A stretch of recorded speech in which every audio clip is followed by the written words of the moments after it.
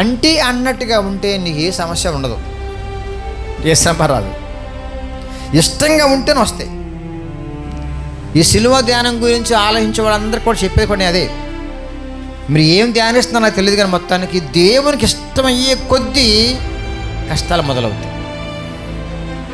ఎందుకని? మరం ఏంటి దీంట్లో చెప్పండి. ఇష్టమయ్యే కొద్దీ ఎలా ఉంటావు నువ్వు? పర్ఫెక్ట్నెస్ కోసం ఆశపడతావు.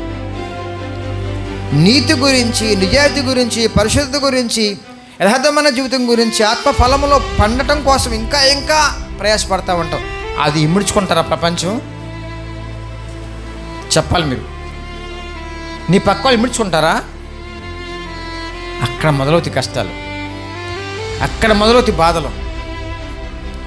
అయినా సరే దేవునికి ఇంకా ఇష్టంగా ఉంటాం. వాళ్ళు అంటున్నారు నసి, వీళ్ళు అంటున్నారు నసి, ఇంకా ఇష్టంగా ఉంటే అన్నయ్య వాళ్ళు కొడతారు కూడా, అయినా ఇంకా ఇష్టంగా ఉంటాం.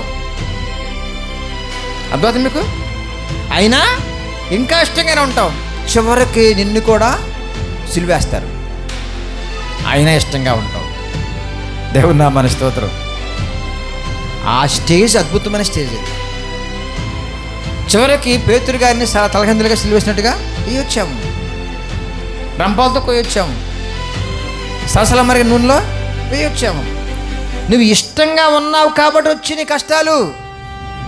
ఇక్కడ ఈరోజు నేర్చుకోవాల్సిన విషయం అదే. మీరు ఎంత బాగా ఇష్టంగా ఉంటే అన్ని శ్రమలు రావాలి, ఖచ్చితంగా